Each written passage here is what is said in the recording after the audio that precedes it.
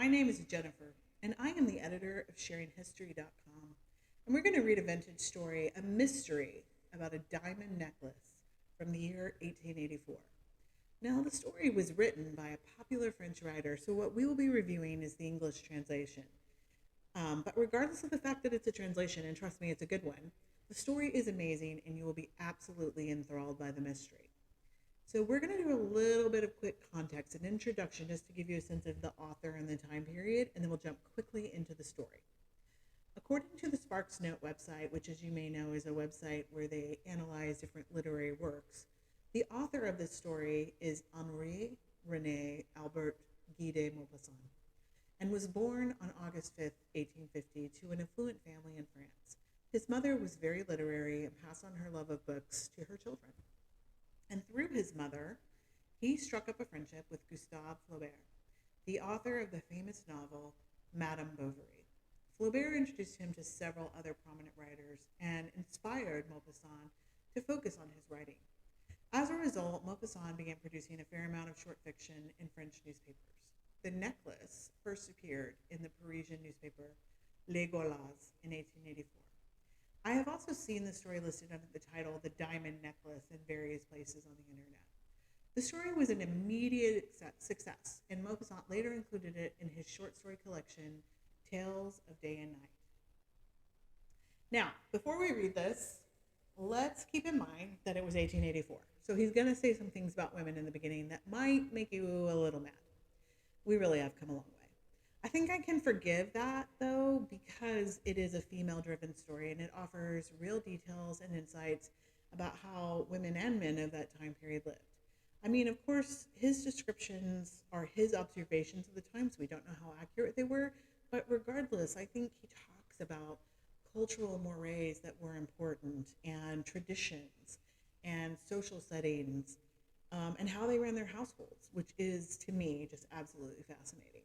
The text for this reading was provided by a website called Project Gutenberg.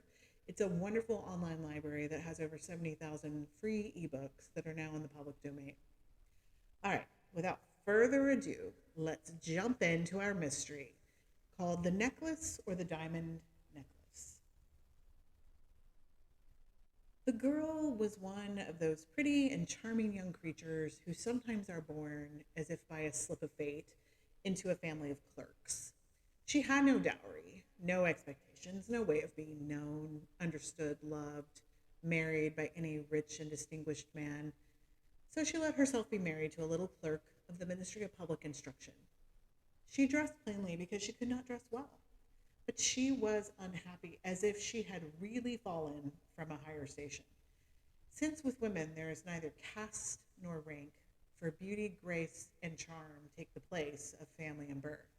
Natural ingenuity, instinct for what is elegant, a supple mind are their sole hierarchy, and often make women of the people the equals of the very greatest ladies. Matilda suffered ceaselessly, feeling herself born to enjoy all delicacies and luxuries. She was distressed at the poverty of her dwelling, at the bareness of the walls, at the shabby chairs, the ugliness of the curtains, all of those things of which another woman of her rank would never even have been conscious of. They tortured her and made her angry. The sight of the little Breton peasant who did her humble housework aroused in her despairing regrets and bewildering dreams. She thought of silent antechambers hung with oriental tapestry, illumined by tall bronze candelabra, and of the two great footmen in knee breeches who sleep in the big armchairs, made drowsy by the oppressive heat of the stove.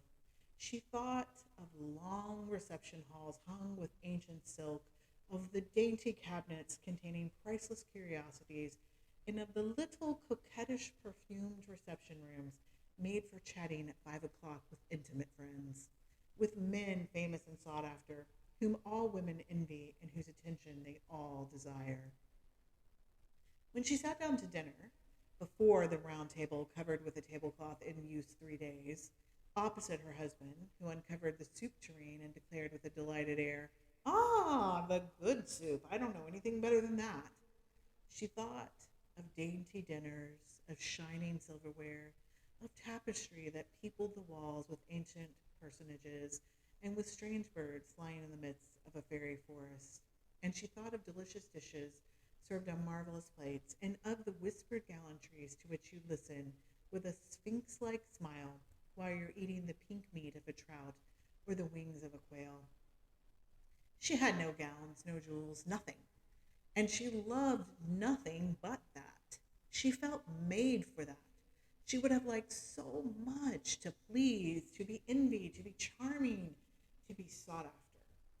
She had a friend, a former schoolmate at the convent, who was rich and whom she did not like to go see anymore because she felt so sad when she came home. But one evening, her husband reached home with a triumphant air and holding a large envelope in his hand. There, said he, there is something for you.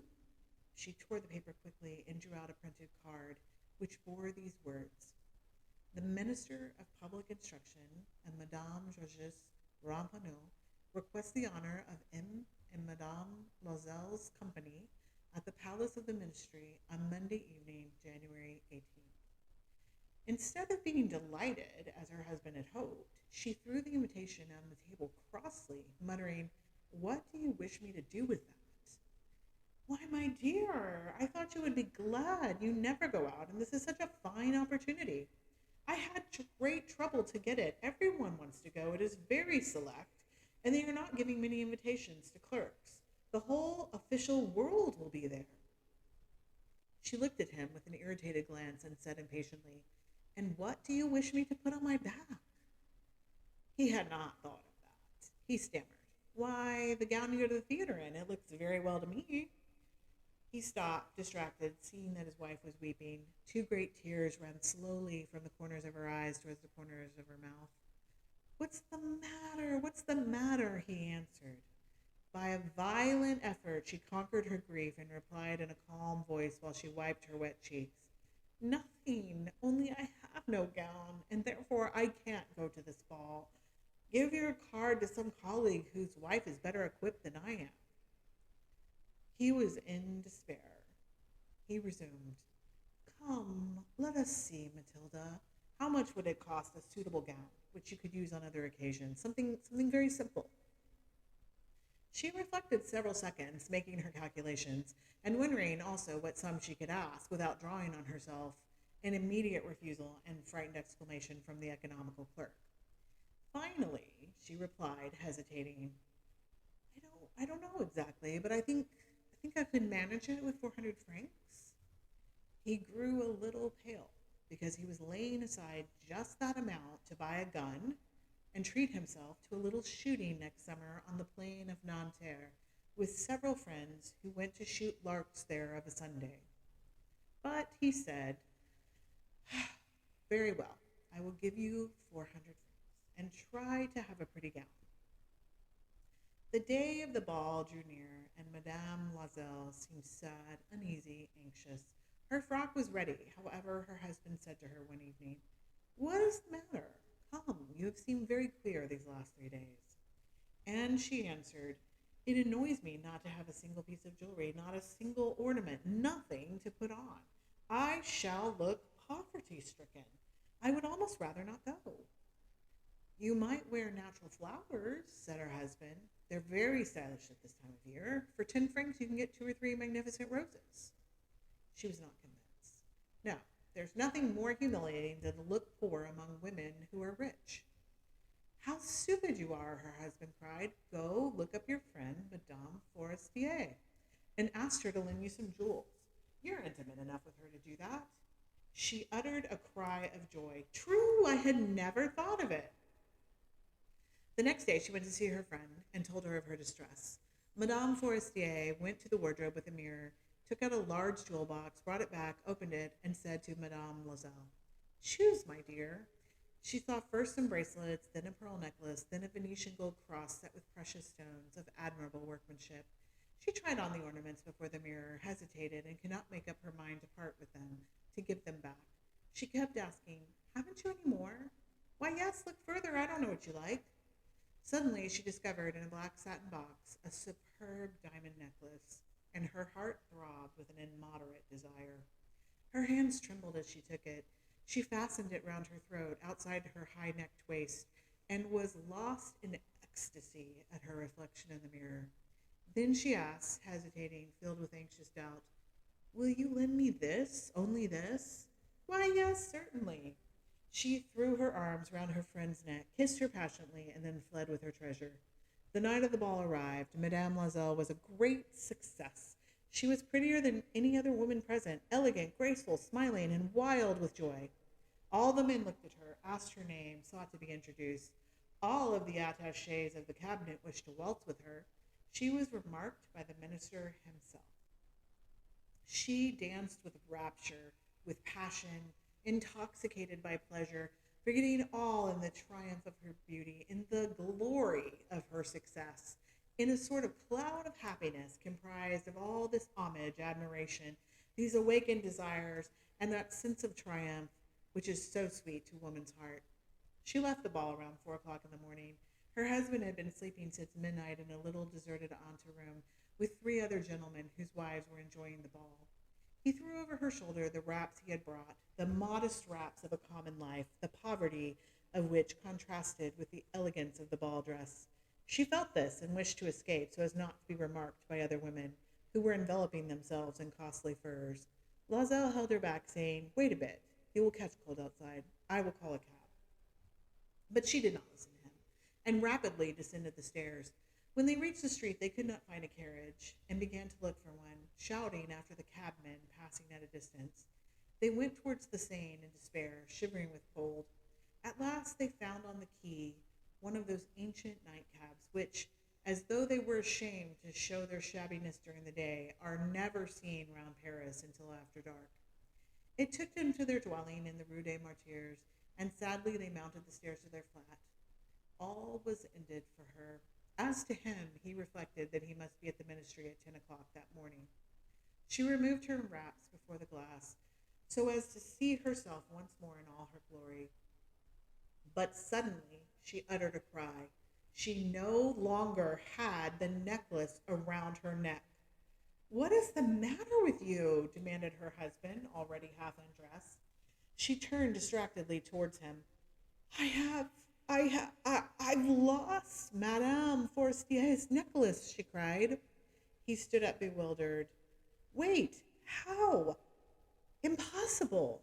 They looked among the folds of her skirt, of her cloak, in her pockets, everywhere, but did not find it. "You're sure you had it on when you left the ball?" he asked. "Yes, I felt it in the vestibule of the minister's house." "But if you had lost it in the street, we should have heard it fall. It must be in the cab." "Yes, probably. Did you take his number?" "No." "And didn't you notice it?" "No." They looked thunderstruck at each other. At last Loisel put on his clothes. "I shall go back on foot," said he, "over the whole route to see whether I can find it." He went out. She sat waiting on a chair in her ball dress, without strength to go to bed, overwhelmed, without any fire, without a thought. Her husband returned about 7 o'clock in the morning. He had found nothing. He went to the police headquarters, to the newspaper offices to offer a reward. He went to the cab companies, everywhere, in fact, whither he was urged by the least spark of hope. She waited all day, in the same condition of mad fear, before this terrible calamity. Loisel returned at night with a hollow, pale face. He had discovered nothing. "You must write to your friend," said he, "that you have broken the clasp of her necklace and that you are having it mended. That will give us time to turn round." She wrote at his dictation. At the end of the week they had lost all hope. Loisel, who had aged 5 years, declared, "We must consider how to replace that ornament." The next day they took the box that had contained it and went to the jeweler whose name was found within. He consulted his books. "It was not I, madame, who sold the necklace. I must have simply furnished the case." They went from jeweler to jeweler, searching for a necklace like the other, trying to recall, both sick with chagrin and grief. They found, in a shop at the Palais Royal, a string of diamonds that seemed to them exactly like the one they had lost. It was worth 40,000 francs. They could have it for 36. So they begged the jeweler not to sell it for 3 days yet, and they made a bargain that he should buy it back for 34,000 francs in case they should find the lost necklace before the end of February. Loisel possessed 18,000 francs, which his father had left him. He would borrow the rest. He did borrow, asking 1,000 francs of one, 500 of another, 5 louis here, 3 louis there. He gave notes, took up ruinous obligations, dealt with usurers and all of the race of lenders. He compromised all the rest of his life, risked signing a note without even knowing whether he could meet it, and, frightened by the trouble yet to come, by the black misery that was about to fall upon him, by the prospect of all the physical privations and moral tortures that he was to suffer, he went to get the new necklace, laying upon the jeweler's counter 36,000 francs. When Madame Loisel took back the necklace to Madame Forestier, she said to her with a chilly manner, "You should have returned it sooner. I might have needed it." She did not open the case as her friend had so much feared. If she had detected the substitution, what would she have thought? What would she have said? Would she not have taken Madame Loisel for a thief? Thereafter, Madame Loisel knew the horrible existence of the needy. She bore her part, however, with sudden heroism. That dreadful debt must be paid. She would pay it. They dismissed their servant, they changed their lodgings, they rented a garret under the roof. She came to know what heavy housework meant and the odious cares of the kitchen. She washed the dishes, using her dainty fingers and rosy nails on greasy pots and pans. She washed the soiled linen, the shirts, and the dishcloth, which she dried upon a line. She carried the slops down to the street every morning and carried up the water, stopping for breath at every landing. And dressed like a woman of the people, she went to the fruitier, the grocer, the butcher, a basket on her arm, bargaining, meeting with impertinence, defending her miserable money, sou by sou. Every month they had to meet some notes, renew others, obtain more time. Her husband worked evenings, making up a tradesman's accounts, and late at night he often copied manuscript for 5 sous a page. This life lasted 10 years. At the end of 10 years, they had paid everything, with the rates of usury and the accumulations of the corrupted of compound interest. Madame Loisel looked old now. She had become the woman of impoverished households, strong and hard and rough, with frowsy hair, skirts askew, and red hands. She talked loudly while washing the floor with great swishes of water. But sometimes, when her husband was at the office, she sat down near the window, and she thought of that gay evening of long ago, of that ball where she had been so beautiful and so admired. What would have happened if she had not lost that necklace? Who knows? Who knows? How strange and changeful is life. How small a thing is needed to make or ruin us. But one Sunday, having gone to take a walk in the Champs-Elysees to refresh herself after the labors of the week, she suddenly perceived a woman who was leading a child. It was Madame Forestier, still young, still beautiful, still charming. Madame Loisel felt moved. Should she speak to her? Yes, certainly. And now that she had paid, she would tell her all about it. Why not? She went up. Good day, Jean. The other, astonished to be familiarly addressed by this plain goodwife, did not recognize her at all and stammered, "But, madame, I do not know. You must have mistaken." No, no, I am Matilda Loisel. Her friend uttered a cry. "Oh, my poor Matilda, how you have changed!" "Yes, I have had a pretty hard life since last I saw you, and great poverty, and that because of you." "Of me? How so?" "Do you remember that diamond necklace you lent to me to wear at the ministerial ball?" "Yes, well, I lost it." "What do you mean? You brought it back." "I brought you back another exactly like it, and it has taken us 10 years to pay for it. You can understand that it was not easy for us who had nothing. At last it is ended, and I am very glad." Madame Forestier had stopped. "You say that you bought a necklace of diamonds to replace mine?" "Yes, you never noticed it then? They were very similar." And she smiled with a joy that it was at once proud and ingenuous. Madame Forestier, deeply moved, took her hands. "Oh, my poor Matilda! Why, my necklace was paste. It was worth at most only 500 francs. The end. Wow, just wow. Isn't that a fabulous story? So I think the point and the irony of that story is that a very small, insecure act can change your whole life. I don't know exactly if the author meant this, but I certainly take away the feeling that the Lozelles were better off in many ways for the time they spent paying the debt. The text definitely indicates that Matilda was proud of how hard she had worked and let go of the insecurities and childish wishes of her youth. The real message is to let go of materialism or jealousy or trying to obtain some high place in society and rather pursue hard work, and you will find the confidence you are missing. I think it also confirms that the idea of keeping up with the Joneses is an age old problem that is disastrous in any time period. Thank you so much for joining me to enjoy this vintage mystery. Please visit SharingHistory.com or like our page on Facebook for more. Until next time, goodbye.